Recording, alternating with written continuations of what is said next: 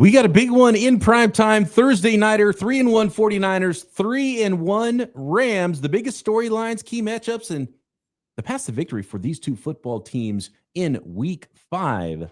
Coming at you right now on another Locked On Podcast Network crossover.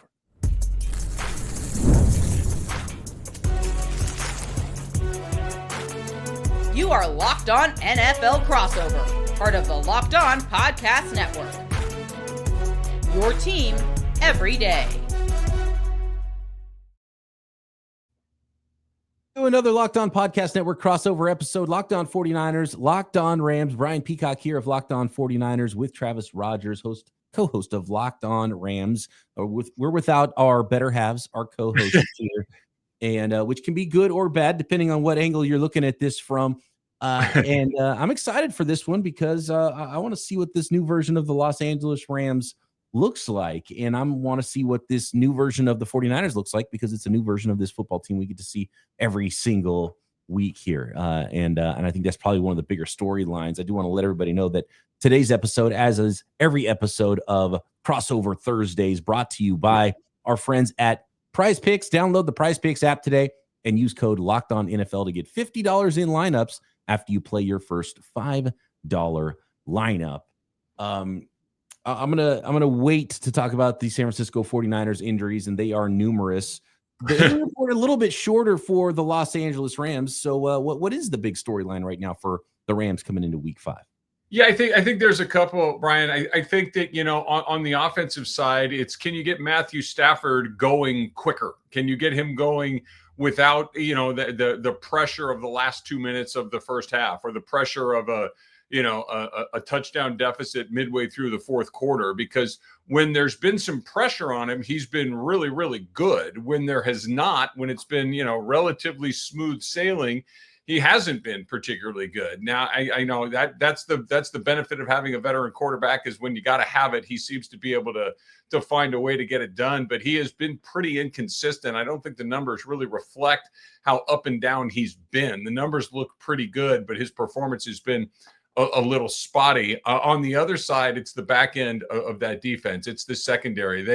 They really struggled against the Eagles in the second half a couple of weeks ago. They struggled, I thought, too, against Indianapolis last week. And if not for a kind of a boneheaded play by Mitchell dropping the ball going across the goal line there, the Rams probably lose that game because they couldn't cover in the back end. Now, they can mitigate some of that stuff by getting home, which they've been really good at doing. Byron Young leads the entire league in sacks with 5, and Jared Verse is heating up, which is not a big surprise. It was just a matter of time until he starts to do what he does. But I think those are the two big ones, one on each side of the ball coming into the game on Thursday against the Niners. Well, the good news for the Rams is they might not have anybody to take advantage of that, or the Rams secondary, because the 49ers have a ton of injuries.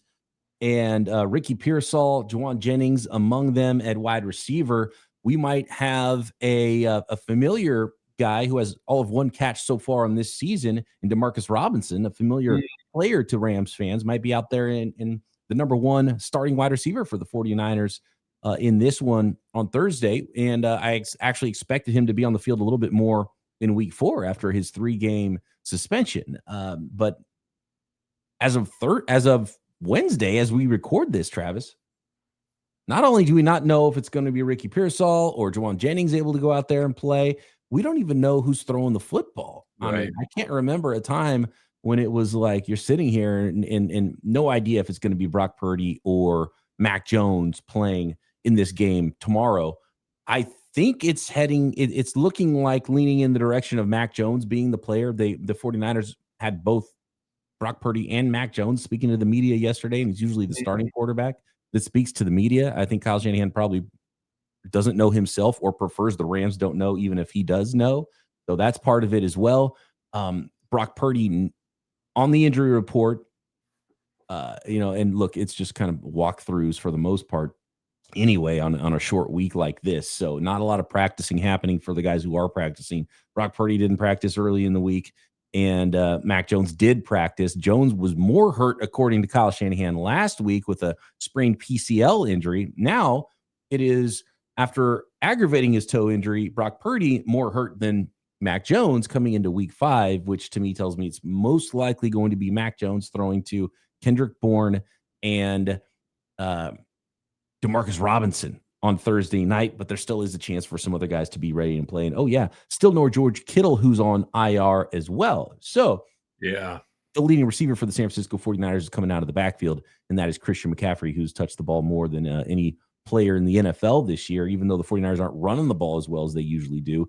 He's still been a weapon in the passing game and on pace to set 49ers records for how often he's touched the football. So I would expect a lot of Christian McCaffrey, which any team does when they come to the 49ers anyway. Yeah, no, well, not that the Rams are unique in this particular department, but they do not have anybody that matches up particularly well with Christian McCaffrey. Now, I guess the good news is neither does anybody else. That's why he's Christian McCaffrey. He's a tough cover no matter what, but that's something that they have really struggled with. Now, they've been really good against the run this year. That is something that they improved a great deal from a year ago. It's, you go back to last year, and the thing that they could not get figured out was how to deal with Saquon Barkley, right? Saquon Barkley killed him in the regular season. Saquon Barkley killed them in the postseason. And then a couple of weeks ago, they did a really good job on Saquon.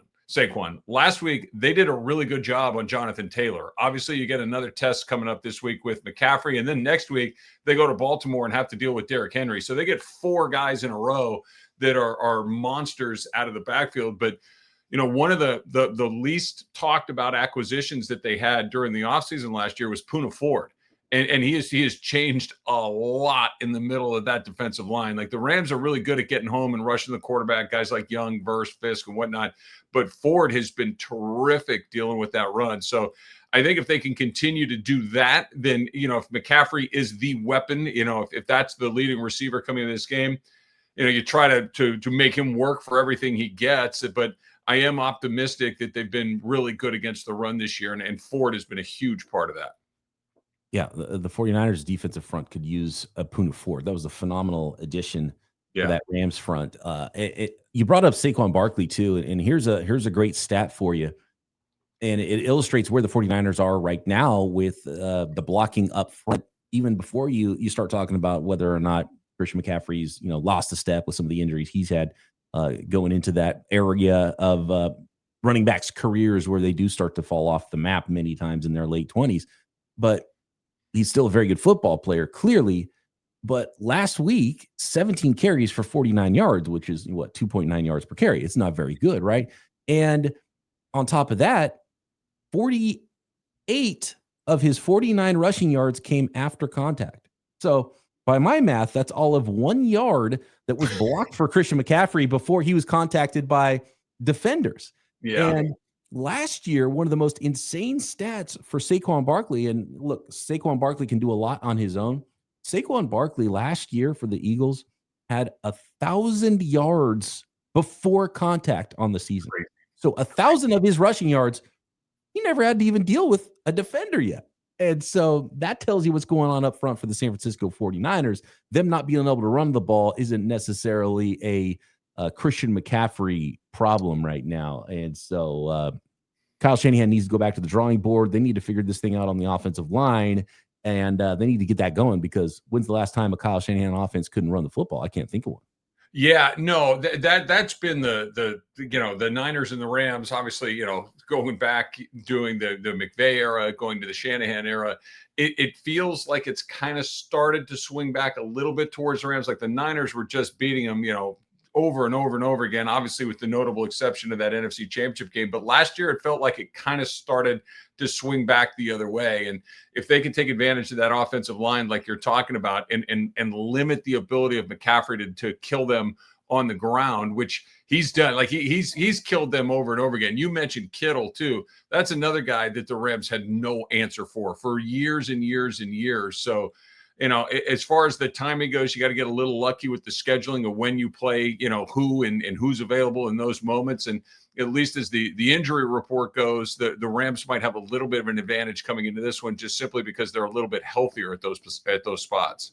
Yeah, and that's why the Rams are favored right now in this football game, and they haven't been favored a lot against the 49ers in recent history. And by the way, you said Ravens next week for the Rams?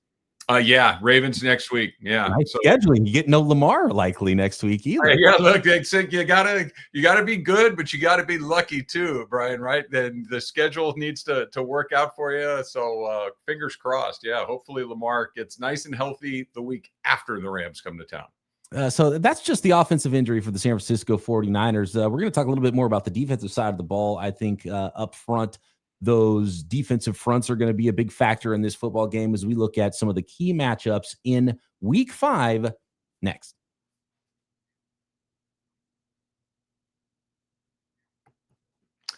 All right, the NFL season is well underway, and FanDuel has an offer that you are not going to want to miss because right now, new customers, you just need to bet $5 and you will get $300 in bonus bets if you win. You heard me correctly. That is right. You pick a bet, you put down just $5, and if you hit it, you'll unlock $300 in bonus bets to use across the app. And one of the great parts about FanDuel is there are so many different ways that you can play. You can build parlays. You like player props? FanDuel's got player props for you. You can even follow the live lines during games. If you see something that kind of, catches your eye, you think that team's getting ready to come back, you think that team's getting ready to bury the other guys, live lines during the games. It makes watching football even more exciting when you've got a little something riding on the action. So whether you're a casual fan or you're a hardcore diving in all the stats, FanDuel makes the game day experience that much better. So let me ask you an important question.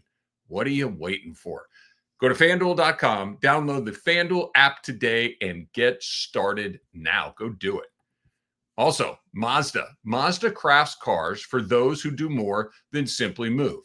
Mazda delivers confidence with every ride with more IIHS Top Safety Pick awards than anyone else, that of August of this year. We're talking from footwork to breathwork. You know that athletes, they sweat all the details. Mazda, they bring the same intention to how they craft every single model. You can make everyday drive feel like anything but, from smooth handling to intuitive controls. And with all-wheel drive standard on every crossover SUV, you can drive with confidence through almost any season. Like the players, Mazda sweats every detail because when you make every move count, impossible becomes irrelevant. Mazda, move and be moved.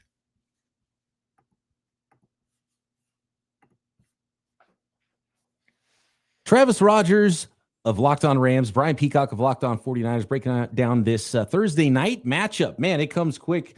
The first month of the season already over. We're in October, and we got a Thursday nighter, quick turnaround for these two football teams, and I'm excited for it. Love the primetime games.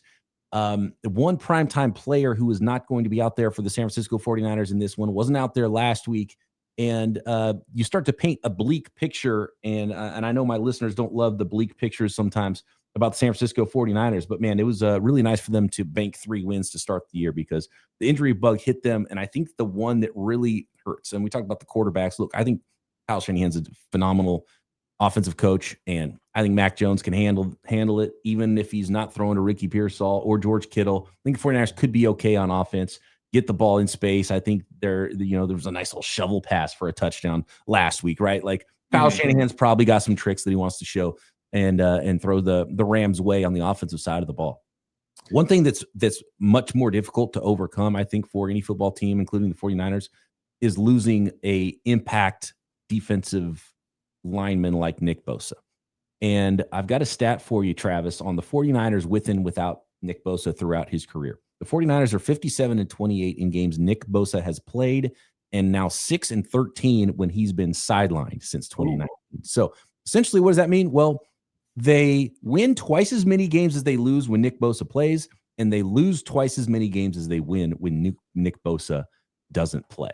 And even some of those seasons where, like 2020, Nick Bosa tears his ACL, right? And this is his 3rd ACL in his life, 1 in high school, 2 now in the NFL, which is rough. Wow. And I'm hoping he's still the same guy when he comes back next year. But the 49ers lost Jimmy Garoppolo in 2020. They lost Nick Bosa too. And so all the stats where you see that we used to show the stats a lot where it was like, the 49ers with and without Jimmy G is this record and this record. Well, it was the same with Nick Bosa. And it's actually, you start to see how the 49ers have won some games now without Jimmy G, now with other quarterbacks. And we've seen it with Brock. We've seen it with Mac Jones. And they are not winning games without Nick Bosa. Can they turn that around this week is a big question. And man, you started talking about some of the players on the Rams front. I saw a highlight from last week where Jared Verse was kind of lined up, stand up, and moving around over the middle of that Colts offense. And he absolutely obliterated Colts center Tanner Bortolini in this one. Yeah. So, that Rams front can do a lot, and they can get after the quarterback. And like you mentioned, they're better stopping the run this year. Yeah, you mentioned that play where Verse hit Bortolini. I'm sitting in the press box at SoFi Stadium, and usually you can feel that buzz when the ball's in the air and everybody sees somebody that's open, and it's like, okay, ooh, here it comes. It's one of the rare times you could see what was about to happen on the offensive line between Jared Verse and Bortolini. And the analogy I made on that play, it's like a dad goofing around with his 3-year-old son, where you pick him up and you throw him on the bed and you just kind of manhandle him. And you don't see NFL offensive linemen just get tossed aside like that. It was shocking. And Verse is I don't know if he'll get there this year. He might, but he's on his way to becoming an all-pro. He is a very, very special player. I expect him to, he's got a couple of sacks so far, and the Rams are doing up front what I think all of those great teams with those great pass rushers are able to do. Maybe you can slow Jared Verse down a little bit, but if someone else is getting home, then it's all good. And Byron Young is getting home. Byron Young has 5 sacks through the first 4 games of the season. So I think they're doing a real good job up there. You mentioned Bosa and his absence and what that does for the Rams. I think, Puka Nacua has been terrific so far this year. Not good, but terrific. Devontae Adams, it still feels like a little bit of a work in progress. It hasn't been bad, but it hasn't been that connection that I think Rams fans and the Rams coaching staff was hoping for. It feels like they're just off by a hair, that there's some communication stuff that isn't quite ironed out. I think it's better at week 4 than it was at week 1. So I think it's trending in the right direction. But if you give Matthew Stafford time, if Bosa's not out there making him having to make quick, even Matthew Stafford making quick decisions is pretty good. But if you give him a little time to survey the field and see what's up, and he's got weapons like Nacua and Adams, that's a very tough team. Sean McVay's talked about this a couple of different times, that the complementary football, when they can get a short series on defense and get that offense back out there and get Adams and get Nacua and Stafford running, they've been pretty good running the ball as well with Williams and Corum. They're a lot. They got a lot going on, and if they could play with a lead, I think that's the ideal situation for them. So where those pass rushers can really go to work. It lines up pretty well for them. So far, they had that horrible half against Philly a couple of weeks ago where they blew a big lead. They kicked field goals instead of scoring touchdowns. Had they won that game, I think we're talking about the Rams in a really different sort of light, because they would be obviously undefeated, but took down the defending champs. They haven't played their best football, but they've played some pretty good football, and it feels like they're getting a little closer week to week. I do want to talk a little bit more about the special teams for these two squads as well in the next segment. A couple of things there. Jared Verse, real quick. I remember him coming out. It was like, man, this guy, he's a monster, but he's kind of one-dimensional. All he's got is a bull rush. And then you watch him play as a rookie, and it's like, I guess it's all he needs, because that translated, and he's pushing offensive tackles, grown men, back into the laps of quarterbacks. What have you seen from the development? Is he still just straight up power player and that's all he needs? Or is there a little bit more? Because it's so huge to have one player that another team needs to pay attention to. And I think we saw that last week with the 49ers, is everybody else got worse rushing the passer without Nick Bosa. And there was almost zero pressure from that 49ers front without that one player, because not only does the one player create for himself, he creates for everybody else as well. Yeah, I think he's still mostly that power guy that you mentioned. I think one of the things that the Rams would like to see him improve on, I know that it's something that Doug and I have harped on quite a bit on Locked on Rams, the everydayers. This will sound familiar to them, is he gets caught inside a little bit too often. That he doesn't hold that edge, and every once in a while someone's able to get around to the outside of him. I'd like to see him be a little bit better at that. He's just he's so fast and he's so explosive that sometimes he over pursues to the point that it doesn't feel like he needs to. He's still getting started. He's played 17 plus the 4. He's played 21 NFL games plus a couple of playoff games. So he's still relatively green, but he impacts almost every game he's in. And once he learns, that secondary move, and I think once he learns that he can get home without, just going in that tunnel vision thing and getting caught inside a little bit, he's going to go to a whole nother level. And if this is him still figuring it out, good luck to the rest of the league, because if he figures it out, forget about it. And I think a lot of that is what the 49ers hoping they're going to have in Mykel Williams. And Mykel Williams actually been a little bit of the opposite, where he's been so sound at setting the edge and so good against the run. He's been one of the big pieces why the 49ers run defense has been a lot better under Robert Saleh this year. But he hasn't shown a lot as a pass rusher. And sometimes, early in the year, it looked like he wasn't even trying as a pass rusher. He's like, look, I need to be assignment sound first before I start worrying about the rest of it. And we already kind of knew he was going to be raw as a pass rusher. And then, they move him inside and let him rush from the interior. So, to make up for that Bosa absence, the 49ers are probably going to bring a little bit more blitz, trying to get to Stafford quickly. And you need more from Huff, and you need more from Mykel Williams and, Yetur Gross-Matos from the inside when they run that, that turbo package out there on the defensive line. But they've got to find more pressure this week than they did last week, or they're going to be dead in the water on defense, because it's just so hard if you're not able to pressure opposing quarterbacks. Yeah, and Stafford with time is a problem, and now he's got not one weapon but two. It stinks to say it out loud, but it was them moving on from Cooper Kupp and putting Devontae Adams in that spot they're far more dangerous. They're far more explosive, and you saw what happened with Tutu Atwell at the end of the game. They're trying like crazy to make sure that neither one of the two heavy hitters really hit him, and then there goes Atwell 88 yards. So they got a lot going on offense. I want to talk a little bit more about Puka Nacua, that Rams offense, and special teams as well, which is kind of bitten both of these squads the first month of the season. Next.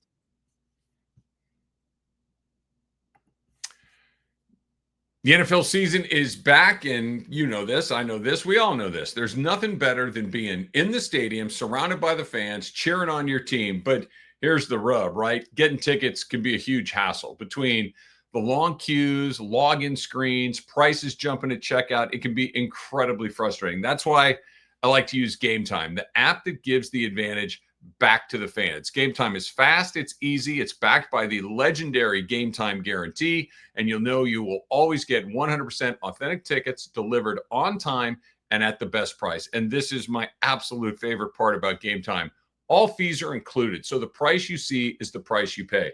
How often have you opened up a ticket app and thought, okay, I like that ticket, I like that price, I like where that seat is, and then you go to check out and the number isn't even close to what you thought you were going to sign up for? Never at Gametime. And it's only a couple of clicks away, right? You can find out exactly what you're looking for. Amazing deals, your favorite NFL game as low as about $100. So download the Gametime app, create an account, and use the code LOCKEDONNFL for $20 off your first purchase. Terms apply. Again, that's promo code LOCKEDONNFL, LOCKEDON NFL for $20 off. Swipe, tap, ticket, go. Download Gametime today.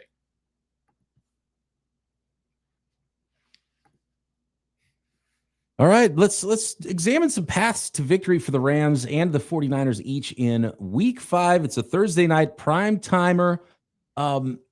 One of the aspects of Puka Nacua that has been prevalent, and I'm seeing so much of this, bunched up formation from the Rams, and they're running with got a lot of receivers on the field, but it's still like a power formation. And for years, I've been talking about Juwan Jennings of the 49ers, Travis, as he's actually a tight end, but Kyle Shanahan doesn't want to tell him he's actually a tight end and doesn't want to list him as a tight end, but he plays tight end because he's always closer to the formation and he's a power wide receiver. And when you have a DB over him, you have the advantage because he can block the heck out of that DB. And seeing a lot of that from Puka Nacua, and it also keeps him close to the line of scrimmage for the ridiculous amount of targets and receptions he's making this year. He's such a fun player to watch, and he's so physical as well. And it's a huge advantage when you can roll out there. And if you're a nickel, well, now it's almost like we have an advantage physically because our receiver can block your DBs. And the 49ers have been doing that for years and seen a lot of that from Puka Nacua this year. Yeah, you're spot on. They move him all over the field. It's not like he just lines up in one spot. They motion him like crazy. He runs just about every route that there is to run on a football field. And other than just running by guys, he's pretty good at everything else. And he's he's kind of changed his game in one thing. There was a little bit of Puka Nacua in his first couple of seasons where he'd drop a ball here and there. He hasn't dropped one yet so far this season. He's been incredibly reliable with his hands. He is ridiculously physical. To your point, Brian, that you can put him, and when he gets a matchup like that, he is just hammering guys. He will go over the middle. He takes a ton, to the point where, when I'm sitting there watching these games, I have flashes of Cooper Kupp, because I think part of what happened, Kupp was so physical and so tough and so relentless that, sometimes the ride is over. Step out of bounds, get on the ground, live to fight another play. And Puka does not do that either. He's going to fight for every inch along the way. He's gone from a great value at where they picked him to a really good player to being on the short list of best wide receivers in the league in 3 seasons. It's been really fun to watch his development. And I think you're right that the physicality that he brings, the versatility that he brings to the team is a very tough cover. And the second you try to do it with 2 people, that leaves Davante Adams with an opportunity to absolutely murder somebody. Yeah, I do love the matchup of Deommodore Lenoir, who loves to mix it up as well with wide receivers, and Puka Nacua. That should be a fun one. I don't know how often they'll be on each other. I think we're going to see a lot of zone defense from Robert Saleh and try to, maybe allow some of those receptions close to the line of scrimmage, and then rally and tackle the ball carrier and try to get off the field that way. Special teams. The 49ers and 49ers fans out there have it's been a much maligned unit, and they changed everything on special teams, new special teams coordinator, and it's really not been better this year so far. But it's been better than the Rams, and I was a little bit shocked to see how low the Rams are on the list. You talked about the Eagles game, and there was block kicks, and it's been a roller coaster ride on special teams for both of these 2 squads, and that can be the difference in close games. Absolutely. Right. I mean, it's the NFL. It comes down to like 3 or 4 plays every single week, seemingly. And a lot of times those are kicks at the end of games, at the end of halves and whatnot. It's funny, kind of lost in the circus that was Philadelphia was Josh Carty had made like 28 field goals in a row. Like, he was actually making his kicks. It's just, they had, I think the numbers, I'm going by memory here a little bit. I think it was the first time a team had 2 field goals blocked in the same quarter in 50 years. So it was clearly the Rams were, I think I use a baseball analogy. They were tipping their pitches. Like, guys were just getting a huge jump on what was going on there. They had a clean week last week against Indianapolis. Their kicking game was pretty good. So I think they mixed up their cadence for lack of a better explanation. And, on kickoffs, the Rams have done a pretty good job of pitting guys in. They've kind of, figured out that have it land at around the 15-yard line and kind of squirt and knuckleball its way in there and force some returns along the way. But when you get 3 kicks blocked in 2 games, they had a PAT blocked against Tennessee in week 2. That's gonna screw up the number something fierce. So I want to draw the path to victory real quick before we go here, Travis. And for the 49ers, and we've laid out a lot of this already, for the 49ers, and Kyle Shanahan talked about his run game. He's like, why is such a bad yards per carry? And he's like, well, we haven't had the big plays in the run game, and that'll obviously help your yards per carry, even if you have some shorter runs often. And the 49ers have been a big play running game throughout the Kyle Shanahan era, and they haven't had any of those. They got to break something on the offensive side of the ball. They're not going to have a lot of speed on the outside, and so they got to get something working where they can create a big play and really get Kyle Shanahan needs to get Christian McCaffrey going a little bit more on the ground in this game, and that's going to be huge, and it always is for a Kyle Shanahan offense to be able to run the football.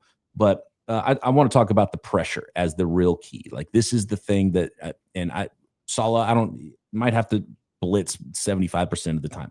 Whatever you have to do, you have to put some pressure and not allow a quarterback with the talent of Matthew Stafford to just drop back unpressured and throw the football to guys with the talent of Puka Nacua and Davante Adams. And so pressure, can they find some semblance of pressure on the defensive side of the ball for the 49ers? And that is really one of the things I'm going to be watching for their path to victory. What's it look like for a Rams win on Thursday night, Travis? I think the biggest thing is making sure that they don't get off to that slow start. They don't let this game kind of linger around. They've had a weird. They have not had that kill shot that they've had. They had a chance to do it against Philadelphia. They let a really good team hang around, and we saw what happened. We saw last week where they had to score 2 touchdowns in the final 4 minutes of the game to beat Indianapolis, that they're not great for 4 quarters. They're good in spurts. They have little moments where they look terrific, and then they have long stretches where not a lot's going on offensively. So I think for them to have that consistent offensive performance, to be able to score points, to be able to, when they do get into the red zone, to score touchdowns and not kick field goals, that's been something that they struggled with until last week. They were better at it last week doing that. I think that's a big thing. If they can get off to a good start, they can go to work on that pass rush and let Jared Verse and Byron Young and those guys really, just do what we talked about a minute ago, which is go get, whether it's Brock Purdy or Mac Jones. I think that's it, because, we've seen the Niners and the Rams play a million times. When it comes down to a possession here or there, then it's just who makes a kick and who doesn't. And that's always terrifying. I'm looking at the FanDuel lines. It opened at 3.5. It's climbed. The Rams are now 6.5 point favorites over the San Francisco 49ers. So not only are the Rams favorites, they're big favorites. The Niners are rarely underdogs by this many points. And so that tells you how the 49ers are limping into this Thursday night game, and they'll have some time to lick their wounds post game. But these divisional matchups, these two coaches know each other so well. There's always something extra. And it's like, I think a lot of times you think it's going to go one way, and these division matchups have a way of just being closer than you think. Yeah. And so for the 49ers' sake, they are limping into this one. Then you hope they can keep this one close, because a lot of stuff really points to the Rams. I got to be honest in this one. Yeah, I 6.5 seems way too many to me. I mean, and look, I think this is exciting, Brian. I don't know if you're aware of this or not, but we had Rams fans at SoFi Stadium last week. It was a novel experience. It was it was mostly Rams fans, very loud, doing what the fans typically do. So we know what it can look like when the 49ers come into town. So I don't know, maybe the Rams fans are going to show up 2 weeks in a row and give us a little bit of a home field advantage, something that we have not enjoyed very often since the return to LA. Yeah, that's true. 6.5 points for a home game for the 49ers at Levi's South. Yeah. Didn't think about that one on Thursday. It's quite a sight, I got to tell you. It's whoa. All right. Thanks, everybody, for making Locked On 49ers and Locked On Rams your first listen here on the Locked On Podcast Network. Make sure you're all subscribed up on YouTube and everywhere you get your podcasts. And, of course, Locked On Rams, Locked On 49ers, back with you post-game after this Thursday nighter. Talk to you then right here on the Locked On Podcast Network.